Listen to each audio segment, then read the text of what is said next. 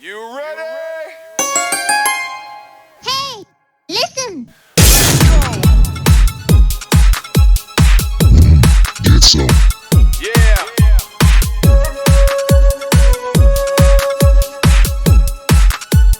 Hey, listen!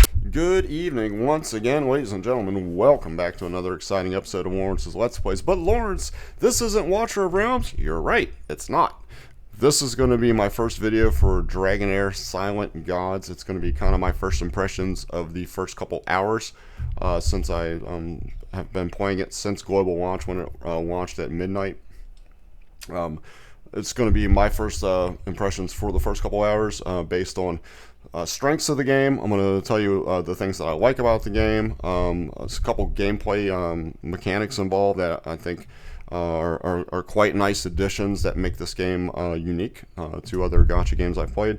Also going to level a couple criticisms at the game, maybe things that I'd like to see included and or just enhanced. And that's pretty much what the video is going to be.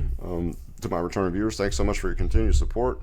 If you're new to the channel, thank you as well for stopping by with nothing left to say. I am Lawrence and let's play. So we're right on the first thing I want to discuss, and this is the camp.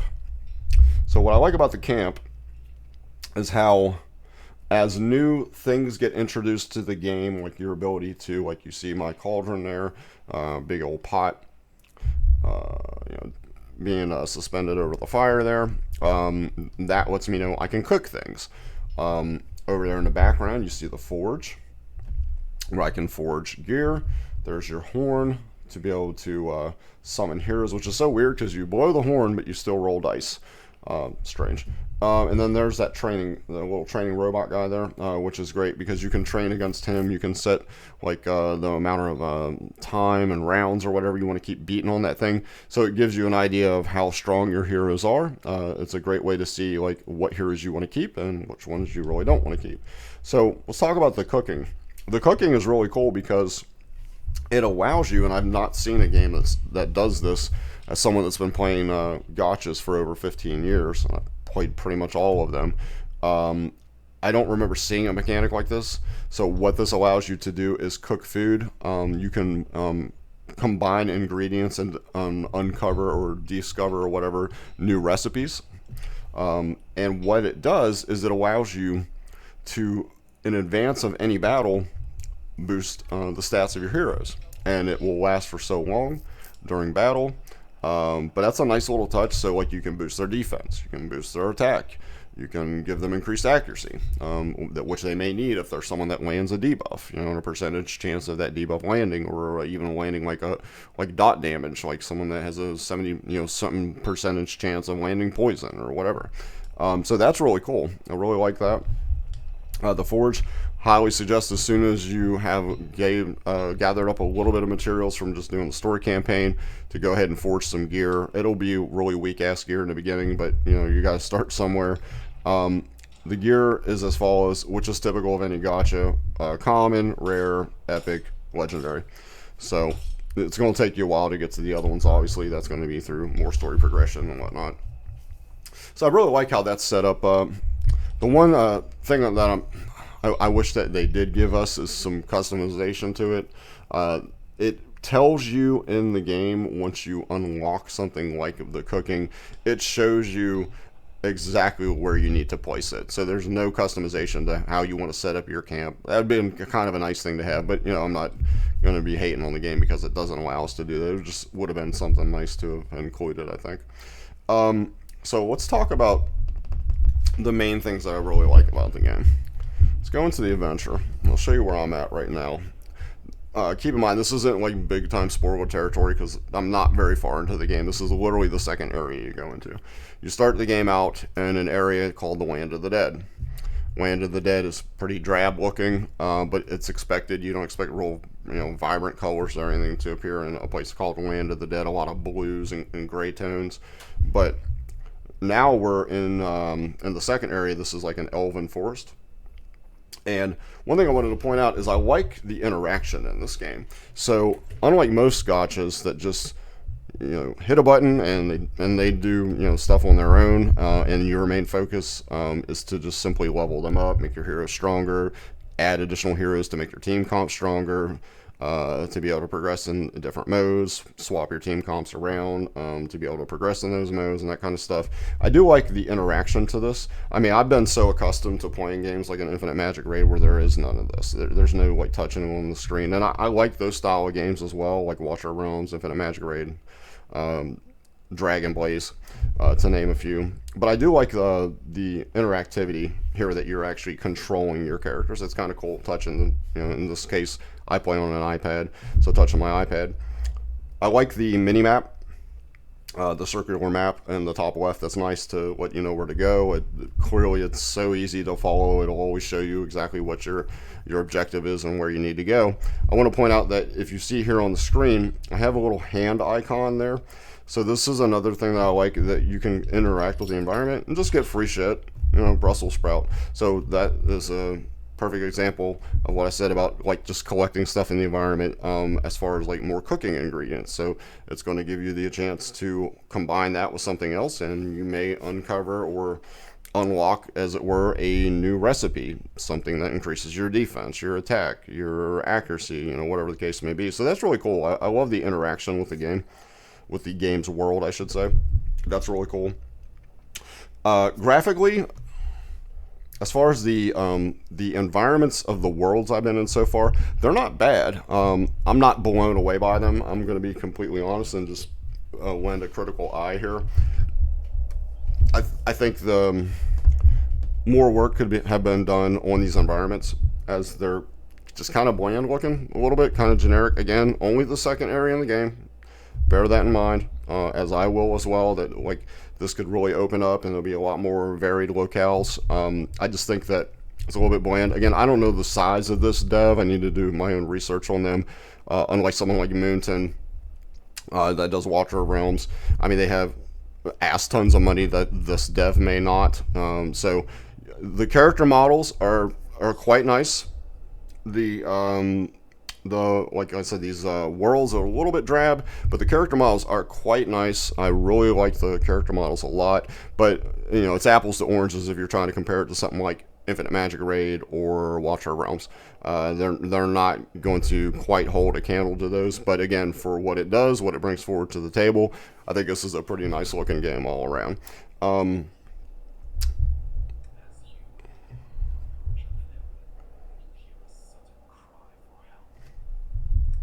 Another thing I want to point out, I absolutely love about this game, I'll let them talk for a second, is the fact that the voice acting in this game is really good. Like, voice acting, there's some voice acting in Watcher of Realms, but it's more like them saying, your hero saying things when they activate an alt, or whenever you promote heroes. Several of the heroes will actually have additional dialogue, or when you first select them in the hero screen. Like, that's really cool that they added that. But this game goes a step further, and all of your heroes talk, except for your own main hero. It's just always like he has just like text on the screen. You're never going to hear what your hero sounds like. But all the AI that I've dealt with the heroes I've got so far starting out the game, they all talk, and their voice acting is excellent. And on top of that, there's even a narrator that actually speaks as things are going on to explain what's going on in the game world and stuff. So I really like that a lot.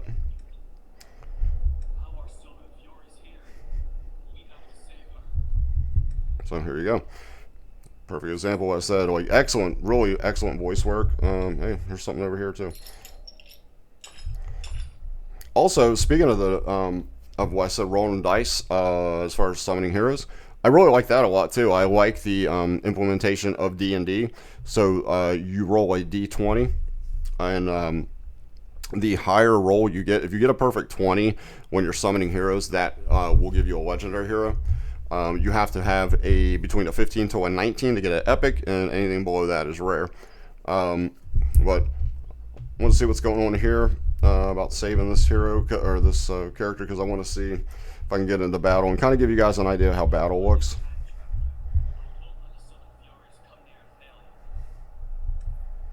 Description: Soul Furies have surrounded the wood elf girl. Help Emerald protect the girl from being killed. Okay, so perfect timing for this because I want to show this in the video too.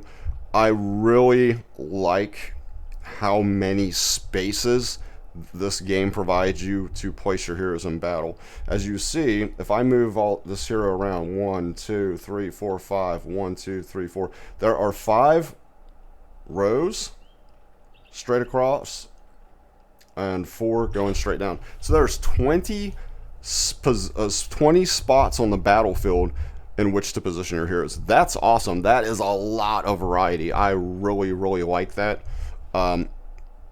That's really cool. I just wish there was maybe something a little bit more going on in the battlefield though, because it just feels really flat when you look at it.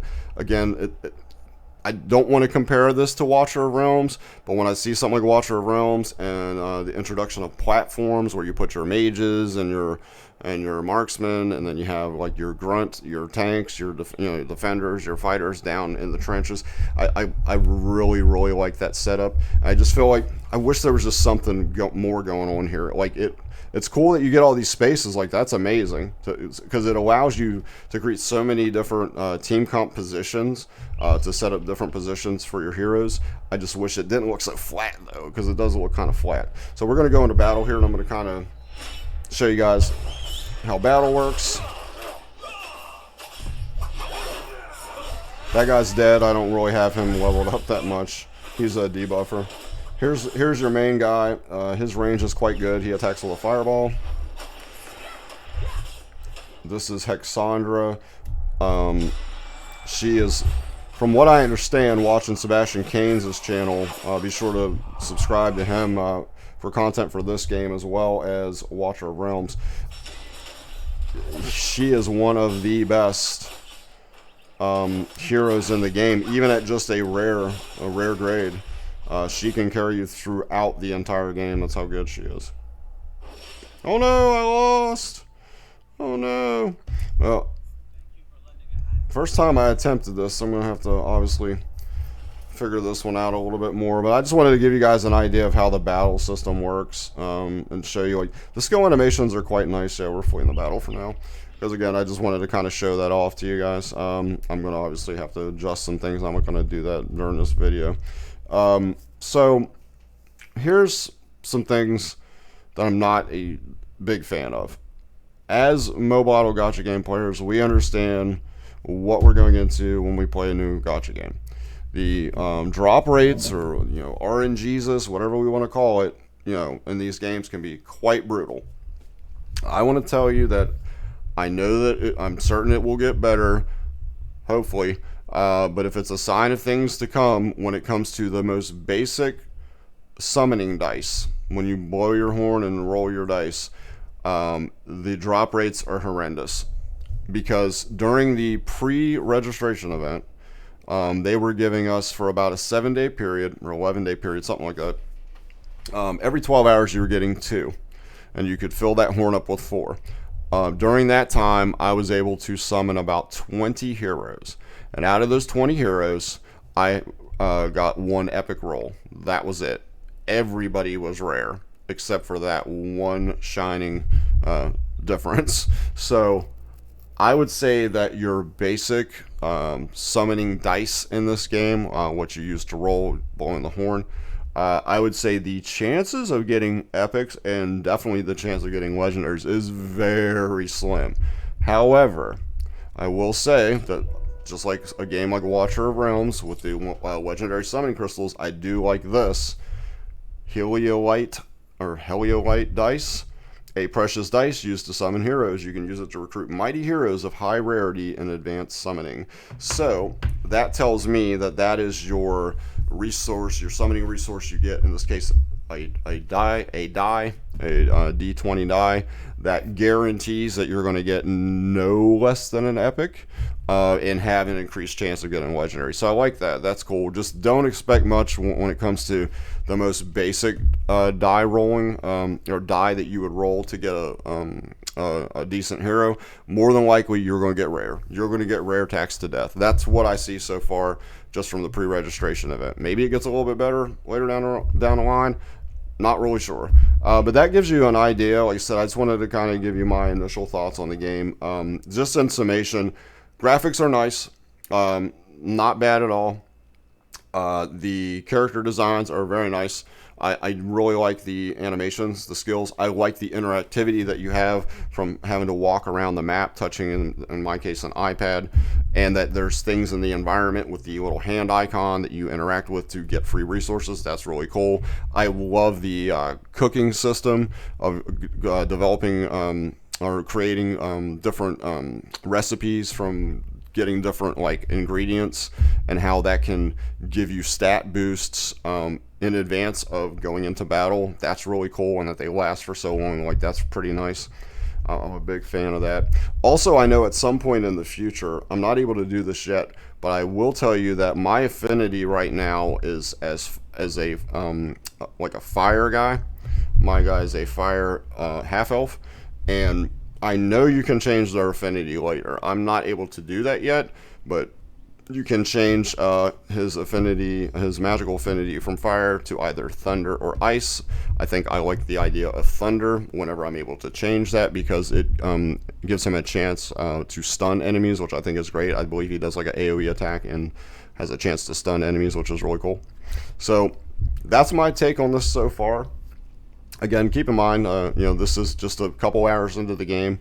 The little bit I've played, certainly is like the summation of like how good this game potentially could be. I'm expecting it to just increasingly get better as I get more heroes, and I'm able to unlock a different, additional game modes. I'm going to be certain to put up more videos about this game, but so far I'm liking it. If you guys decide that you like it too and want to play it, I look forward to you guys playing the game right along with me, and making sure to leave comments on the video. Let me know if this video was informative and helpful to you. If it's a game you're planning on playing, awesome. Be sure to be sure to become a sub on my other channel once I create that secondary channel specifically for this game. But in the meantime, again, these videos will appear on my Lawrence's Let's Plays Watcher of Realms channel, as that's just what's going to happen for a while until I create that new channel. I appreciate the hell out of each and every one of you guys so much for your support. Thank you so much. If you haven't already, please do make sure that you are subscribed to my channel to help my channel to continue to grow. With nothing really left to say, my name is Lawrence, and this has been Lawrence's Let's Plays, and I am out of here. Take care, everybody. I'll see you real soon.